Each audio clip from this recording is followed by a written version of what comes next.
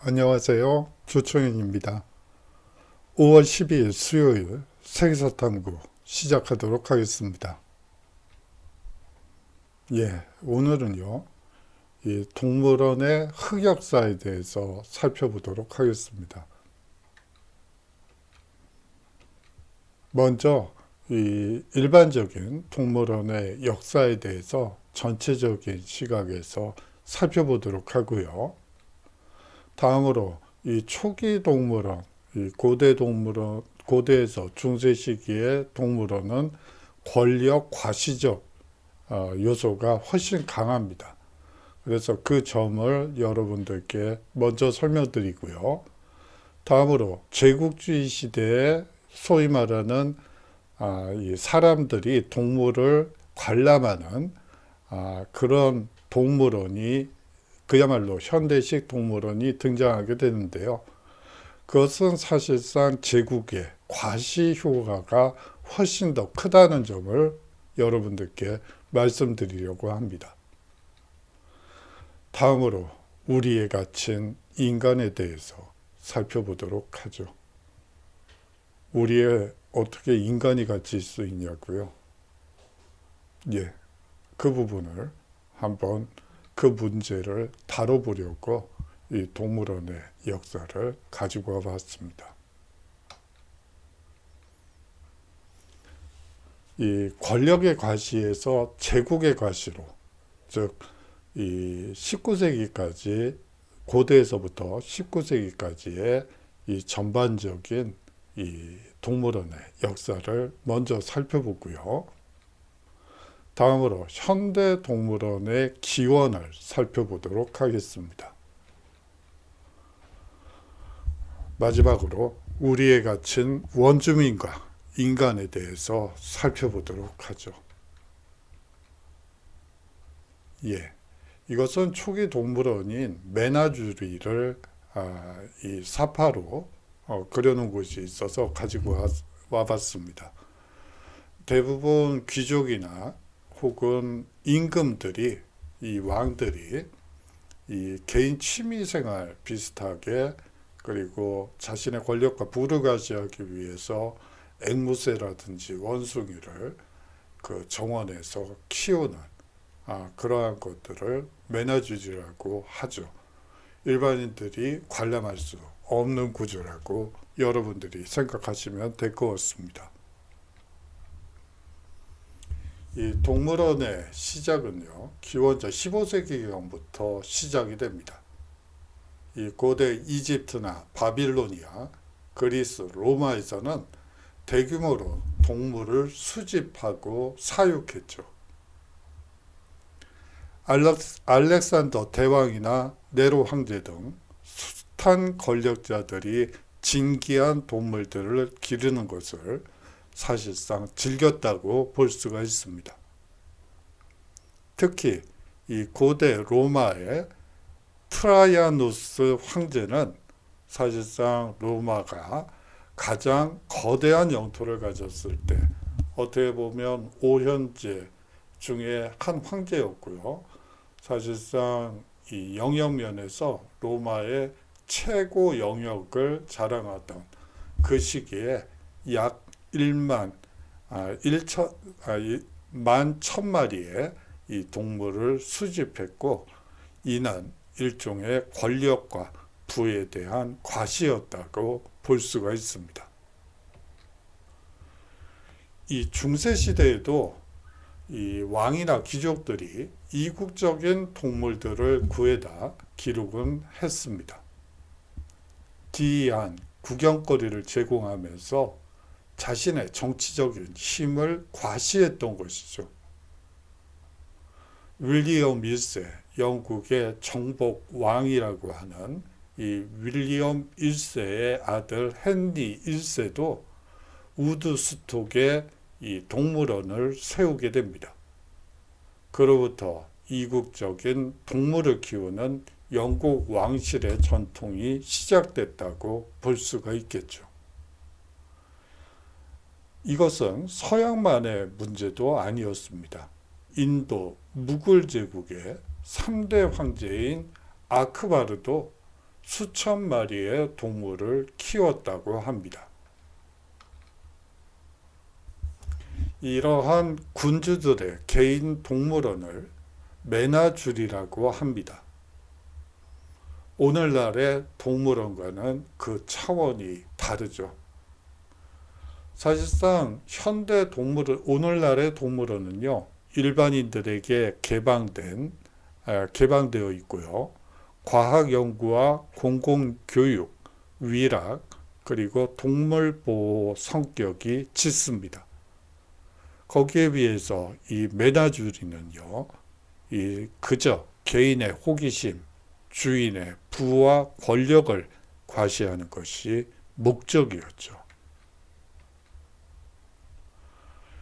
이렇게 이 군주들이 메나주리를 갖게 되는 이유 중 가장 큰 이유는 일반인에게 공포심을 조장하기 위해서입니다.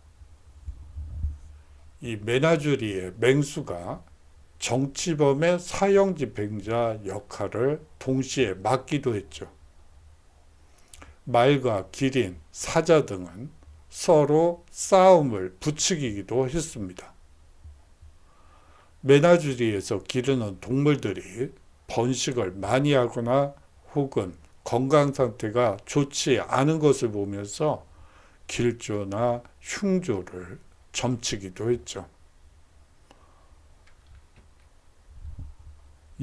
제국주의적 심의 과시로서의 동물원을 한번 보도록 하겠습니다. 19세기 이후 생기기 시작한 공공동물원도 식민지 지배력을 증명하는 상징으로서의 역할을 수행하게 되죠.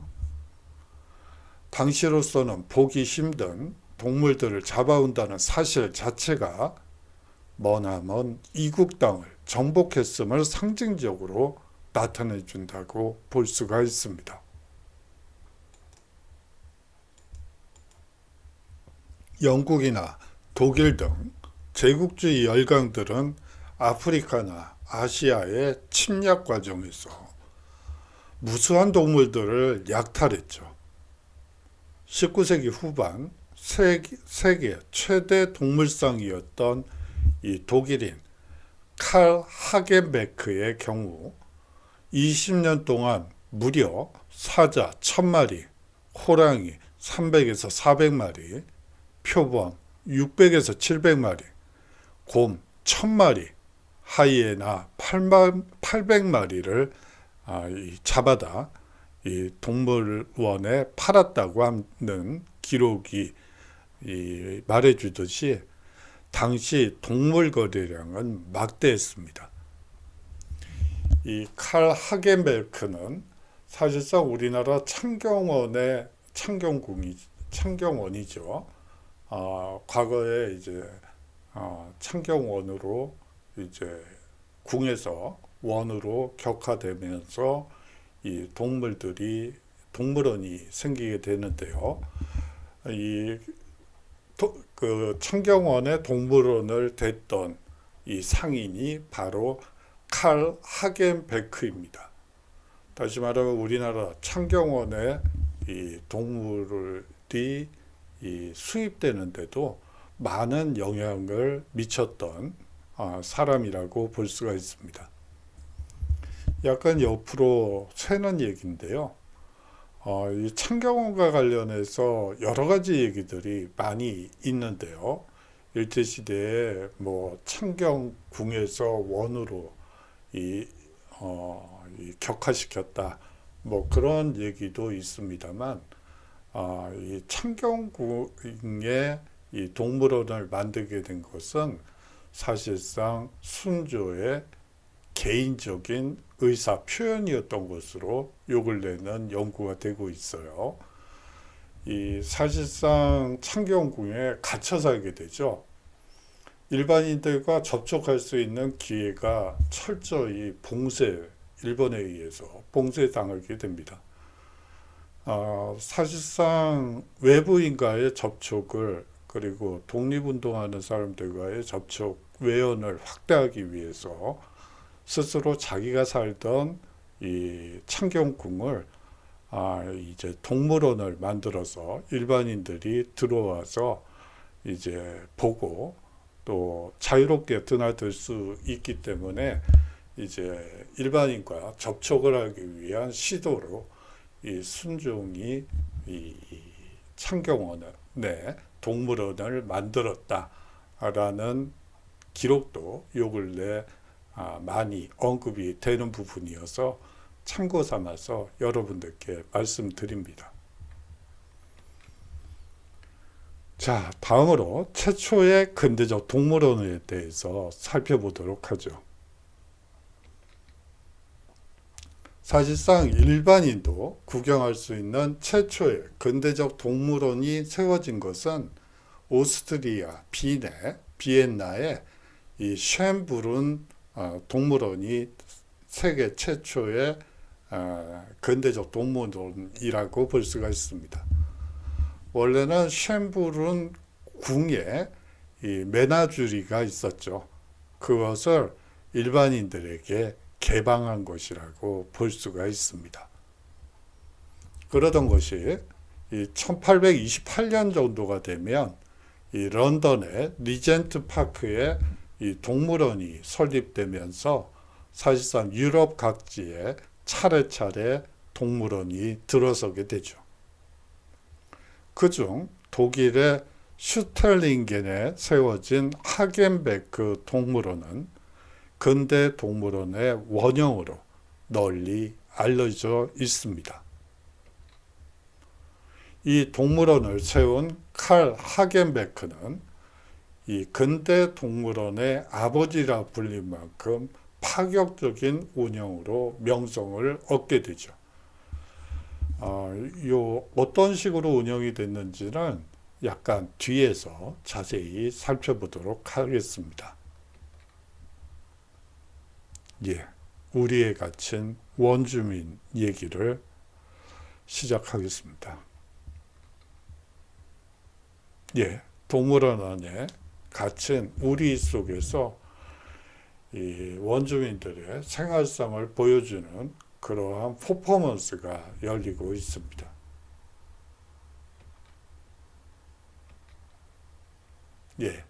이것은 이 불란서 이 동물원의 이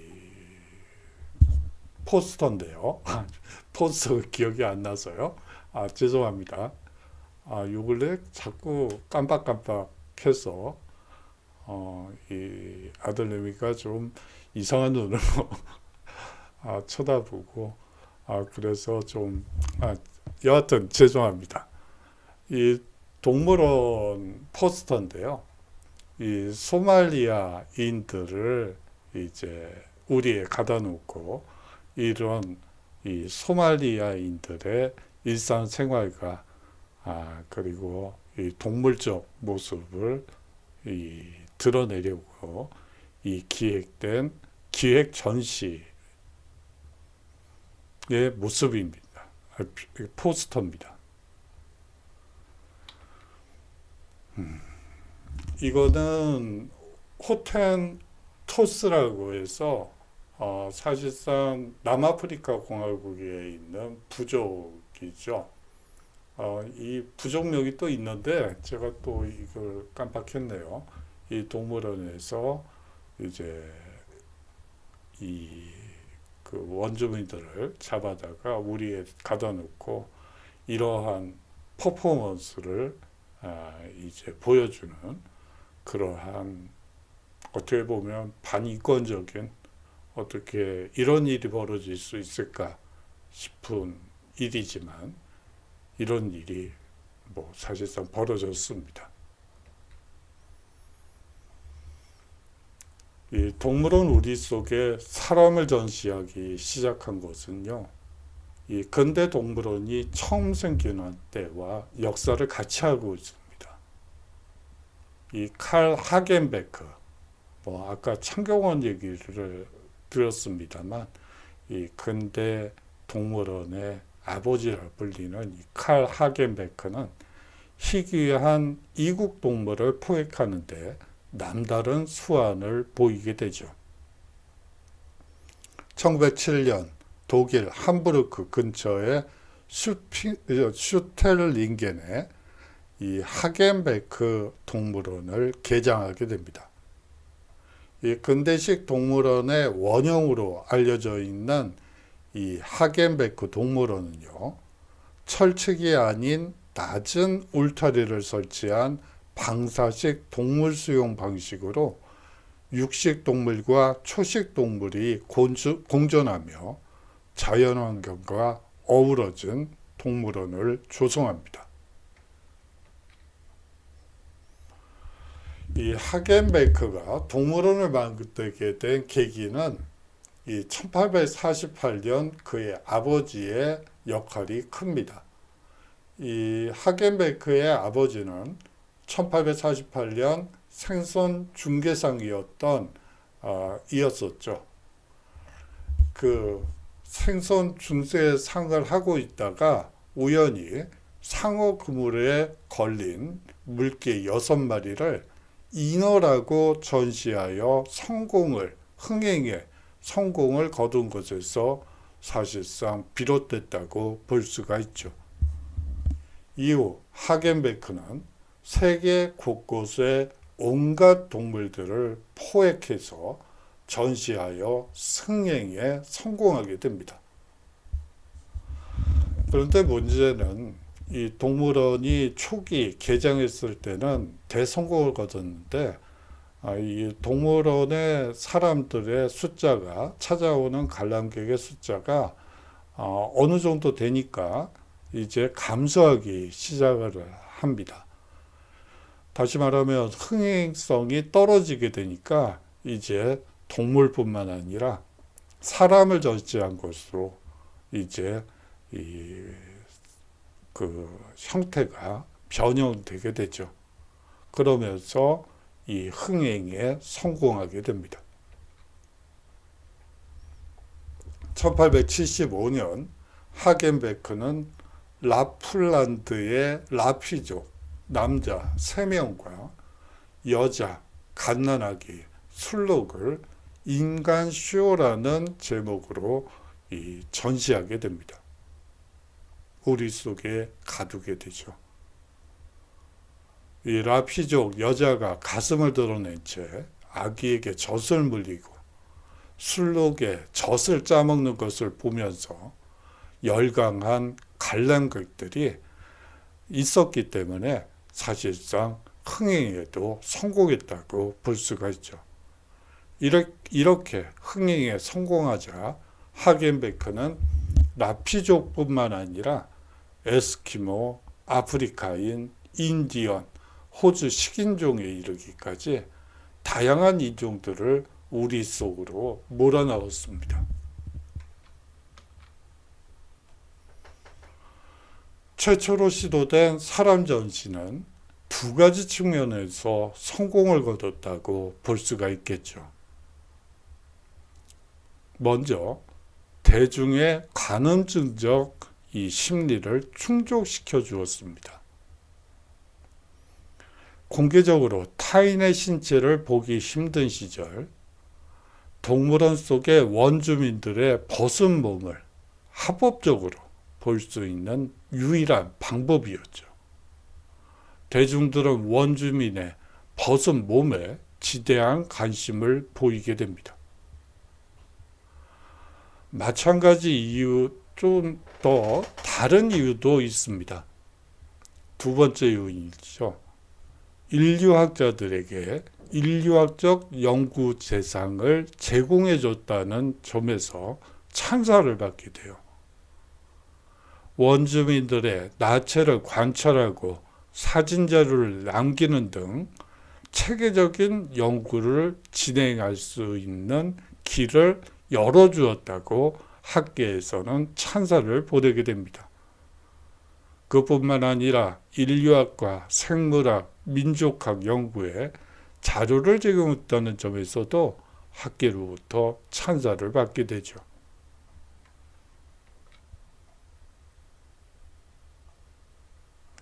뒤에 설명드릴 우리 속에 갇힌 이 피그미족, 이 사람의 이 소년의 이 모습입니다. 피그미족은 키가 작고 이 치아가 뾰족한 특징을 가지고 있고요. 이 사진을 가져온 이유는 울고 있어서 웃고는 있는데 눈물이 보이더라고요. 그래서 참 어떻게 이런 일이 그런 생각이 들어서 뭐 죄송하지만 가지고 와봤습니다.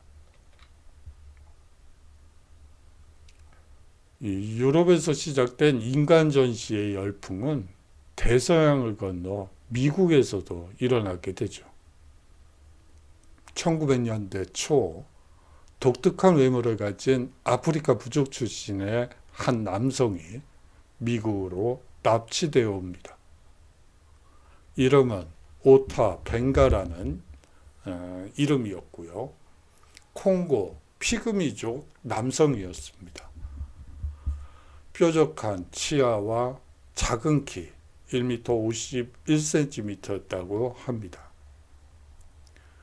이러한 특징을 가진 이 아프리카 청년을 23살에 끌려왔다고 하니까 청년이라고 말하는 게 맞겠죠.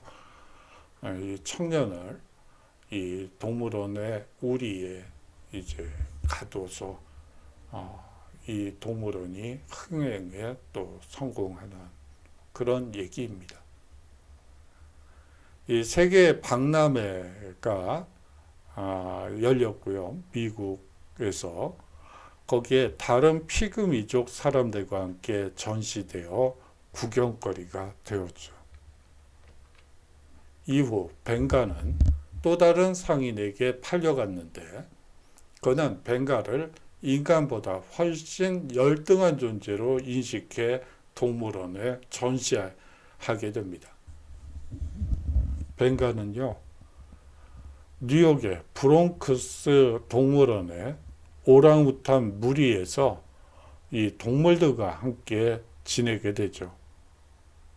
동물원은 벵가를 구경하기 위해 몰려든 사람들로 북적였습니다.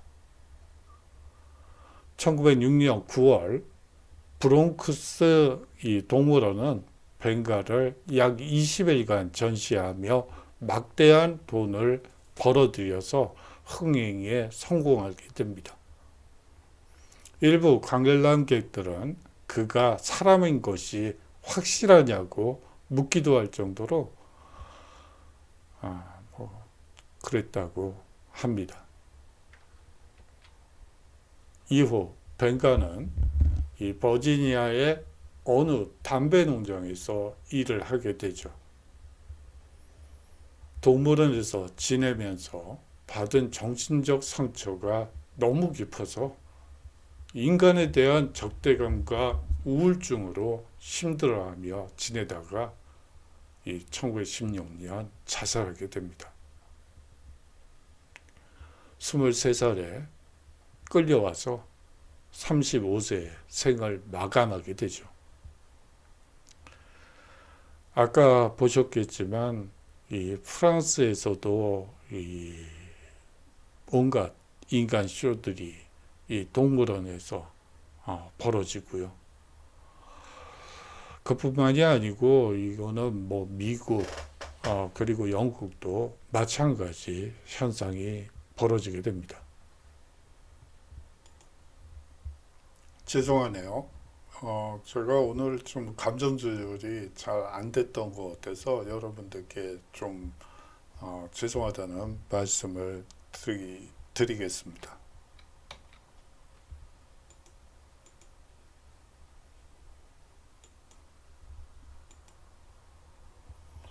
예, 오늘의 과제를 치태와 함께 한번 보도록 하죠. 제가 타잔이 된 기분이네요. 죄송합니다. 오늘은 제국주의 시대의 백인 우월주의와 인종차별주의가 얼마나 보편적인 현상으로 자리 잡았는가를 이 동물원의 역사를 통해 살펴봤습니다. 백인 우월주의와 인종 차별주의에 대해 조사한 후 A4 한 페이지 이내로 정리해 보시면 좋을 것 같습니다. 예, 너무나 보편적인 현상으로 자리를 잡았죠. 이 사회 다윈이즘이라는 것도 있고요.